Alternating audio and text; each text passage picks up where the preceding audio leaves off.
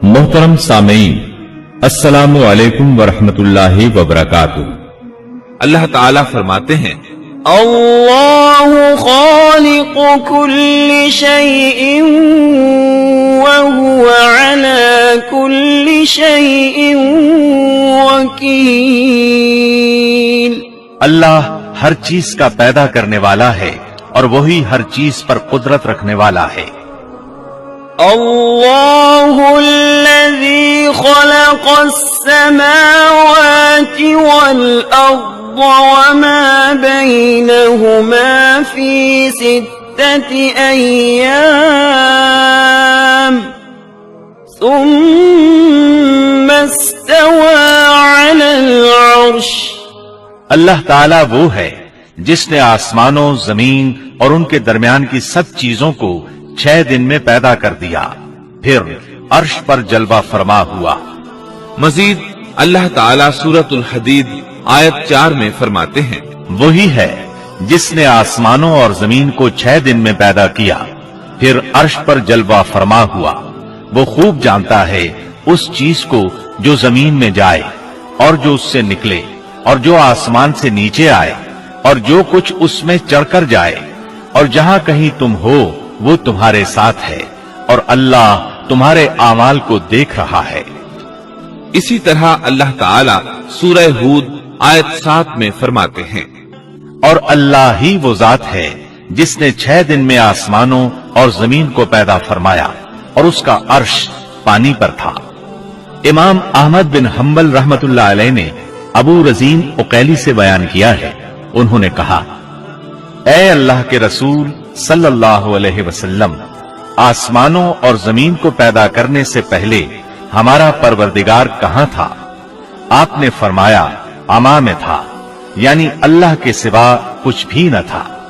न उसके ऊपर हवा थी और न उसके नीचे हवा थी, मतलब ये कि कुछ न था। फिर उसने पानी पर अपना अर्श पैदा किया। गोया ये थी मखलूक की इब्तिदा। इमाम अहमद, इमाम तिरमिजी, इमाम अबू दाऊद और बहुत से दूसरे मुहद्दिसीन रहमहुमुल्लाह ने सैयदना उबादा बिन सामित रजी अल्लाह अन्हु की रिवायत बयान की है। वो कहते हैं, मैंने रसूल अकरम सल्लल्लाहु अलैहि वसल्लम को फरमाते हुए सुना। आप फरमा रहे थे, बिला शुबा अल्लाह ने सबसे पहले कलम को पैदा किया, फिर अल्लाह ने उसको हुक्म दिया, लिख। चुनाचे वो उसी वक्त चल पड़ा और क़यामत के दिन तक होने वाली हर चीज लिख दी। ये अल्लाह ताला का इल्म था जिसको कलम ने उसके हुक्म के मुताबिक लौहे महफूज पर लिखा। इमाम मुस्लिम रहमतुल्लाह अलैह ने सैयदना अब्दुल्लाह बिन अम्र बिन आस रजी अल्लाह अन्हुमा की रिवायत बयान की है। उसमें सबसे पहली चीज के बारे में वजाहत की है और जमहूर फुकहा की राय भी यही है। अब्दुल्लाह बिन अम्र रजी अल्लाह अन्हुमा बयान करते हैं, मैंने सुना आप फरमा रहे थे, अल्लाह ताला ने आसमान और जमीन की पैदाइश से 50,000 साल पहले तमाम मखलूकात की तकदीरें लिख दी और उस वक्त उसका अर्श पानी पर था। इस हदीस मुबारक से वाज़ेह हो गया कि सबसे पहले पानी और फिर पानी पर अर्श पैदा किया गया, फिर कलम की पैदाइश हुई, उसने तकदीर तहरीर की, फिर आसमान और जमीन की तख्लीक हुई। और जिस हदीस में आया है कि इब्तिदा में कलम को पैदा किया गया, उसका मतलब ये है कि इस जहान की मखलूकात में सबसे पहले इसका नंबर है, न कि बाकी तमाम जहानों की मखलूकात में पहला नंबर है। और इसका तज़किरा बुखारी शरीफ की इस हदीस में है। यमन से आए हुए एक वफ्द ने रसूलुल्लाह सल्लल्लाहु अलैहि वसल्लम से कहा, हम आपके पास दीन की समझ और इब्तिदाई खलक के बारे में पूछने के लिए आए हैं। ये कि सबसे पहले क्या चीज थी? आपने फरमाया, अल्लाह था, उससे पहले कोई चीज न थी, उसका अर्श पानी पर था, फिर उसने लौहे महफूज पर हर चीज लिख दी और आसमान और जमीन को पैदा किया। यानी इब्तिदा में पानी पर अर्श की तख्लीक हुई, फिर कलम की पैदाइश हुई, उसने सब कुछ लिख दिया। उलमाए किराम का बयान है, कलम के फौरन बाद लौहे महफूज को पैदा किया गया। चुनाचे कलम ने लौहे महफूज में हर चीज लिख दी। इसके बाद कायनात की बाकी मखलूकात اور آسمان و زمین کی پیدائش معرض وجود میں آتی گئی۔ اشیاء کی پیدائش والی ترتیب میں علماء کرام کے کئی اقوال ہیں، اور ہم نے آپ کے سامنے جمہور علماء اور فقہا کی پسندیدہ اور راجح ترتیب پیش کی ہے۔ آسمان اور زمین کی مخلوقات کی ترتیب کیا ہے، اس بارے میں امام مسلم رحمت اللہ علیہ نے سیدنا ابو ہریرہ رضی اللہ عنہ کی روایت پیش کی ہے۔ وہ کہتے ہیں، نبی اکرم صلی اللہ علیہ وسلم نے میرا ہاتھ پکڑا اور فرمایا، اللہ تعالیٰ نے ہفتے کے دن مٹی کو پیدا کیا، اتوار کے دن زمین میں پہاڑ، پیر کے دن درخت، منگل کے دن تکالیف، مصائب، جراثیم اور بیماریاں، بدھ کے دن نور کو، جمعرات کے دن زمین میں چوپایوں کو پھیلا دیا، اور تمام مخلوقات میں جمعے کے دن کی آخری گھڑیوں یعنی عصر سے رات کے درمیان میں آدم علیہ السلام کو پیدا کیا۔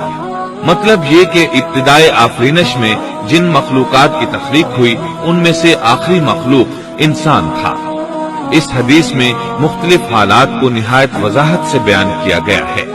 اس سے بخوبی پتہ چل گیا کہ ابتدائی مخلوقات کی ترتیب کیا تھی۔ ان میں سے آخری نمبر آدم علیہ السلام کا تھا، جبکہ آدم علیہ السلام نسل انسانی میں سب سے پہلے اور تمام انسانوں کے باپ ہیں۔ انسانوں سے پہلے فرشتے اور جن پیدا ہو چکے تھے۔ صاحب عقل مخلوقات میں سب سے پہلا نمبر فرشتوں کا، دوسرا نمبر جنوں کا اور آخری نمبر انسانوں کا ہے۔ فرشتوں کا اصل ٹھکانہ آسمان ہے۔ اللہ تعالیٰ سورۃ الشورى آیت 5 میں فرماتے ہیں، قریب ہے کہ آسمان اپنے اوپر سے پھٹ پڑے اور تمام فرشتے اپنے رب کی تسبیح اور تحمید بیان کر رہے ہیں اور زمین والوں کے لیے استغفار کر رہے ہیں۔ خبردار، اللہ تعالیٰ معاف کرنے والا، رحمت کرنے والا ہے۔ مسلم شریف میں ہے، سیدہ عائشہ صدیقہ رضی اللہ عنہا سے روایت ہے کہ نبی اکرم صلی اللہ علیہ وسلم نے فرمایا، فرشتوں کو نور سے اور جنوں کو آگ سے پیدا کیا گیا، اور آدم کو اس چیز سے پیدا کیا گیا جو تمہارے لیے بیان کر دی گئی، یعنی مٹی سے۔ فرشتوں کی تخلیق کے بعد جنوں کو پیدا کیا گیا۔ جنوں کو بھی انسانوں سے پہلے پیدا کیا گیا تھا، جیسا کہ اللہ تعالیٰ سورۃ الحجر آیت 27 میں فرماتے ہیں، اور اس سے پہلے جنات کو ہم نے لو والی آگ سے پیدا کیا۔ جنات کے بارے میں بہت زیادہ آیات و احادیث موجود ہیں۔ اللہ تعالیٰ فرماتے ہیں، اور جنات کو آگ کے شعلے سے پیدا کیا گیا۔ مارج آگ کے بھڑکتے شعلے کے کنارے کو کہتے ہیں۔ گویا جنوں کو آگ کی جڑ سے نہیں بلکہ آگ کے شعلوں کے کنارے سے پیدا کیا گیا ہے۔ قرآن مجید میں اللہ تعالیٰ نے ابلیس شیطان کا قول نقل کیا ہے، تو نے مجھے آگ سے پیدا کیا۔ اسی طرح پہلے بھی بیان ہو چکا ہے کہ اللہ نے فرمایا، اور اس سے پہلے جنات کو ہم نے لو والی آگ سے پیدا کیا۔ یہ ہے جنات کی اصل اور بنیاد۔ ابلیس ملعون بھی جنات میں سے ہے، اور اس مسئلے میں کسی کو تردد اور شبہ نہیں ہونا چاہیے، اس لیے کہ قرآن مجید میں ہے، اور ابلیس جنوں میں سے تھا۔ مطلب یہ کہ وہ فرشتوں میں سے نہیں تھا۔ حسن بصری رحمت اللہ علیہ فرماتے ہیں، وہ پلک جھپکنے کے برابر بھی فرشتوں کی جنس میں داخل نہیں ہوا، اور نہ ہی وہ کبھی فرشتوں میں شمار ہوا ہے۔ وہ جنات میں سے ہے کیونکہ اس نے خود اقرار کیا تھا، اے اللہ، تو نے مجھے آگ سے پیدا کیا ہے۔ اگر یہ فرشتہ ہوتا تو اس وقت کہتا، اے اللہ، تو نے مجھے نور سے پیدا کیا ہے۔ اس لیے ابلیس کا جن ہونا روز روشن کی طرح عیاں ہے۔ سیدنا عبداللہ بن عمر رضی اللہ عنہما اور سیدنا عبداللہ بن عباس رضی اللہ عنہما فرماتے ہیں، آدم علیہ السلام سے 2000 سال پہلے جنات پیدا کیے گئے۔ وہ ہماری اس زمین پر رہائش پذیر تھے۔ آہستہ آہستہ وہ فسق و فجور میں مبتلا ہو گئے۔ جب وہ فتنہ فساد میں حد سے بڑھ گئے، ناحق خون بہانے لگے، تو اللہ تعالیٰ نے ان کی طرف فرشتوں کا عظیم لشکر بھیجا۔ ان سے جنات کی زبردست مارکا آرائی ہوئی۔ اس مارکا آرائی میں فرشتوں نے جنات کو تہس نہس کر دیا، اور وہ سمندروں کی جزیروں میں پناہ لینے پر مجبور ہو گئے۔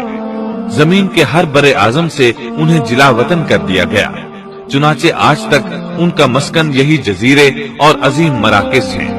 ये वाकया आदम अलैहिस्सलाम की तख्लीक से पहले हो चुका है। अहादीस मुबारका में है कि इब्लीस मलून का एक तख्त है और वो तमाम जिन्नात का सरदार और हुक्मरान है।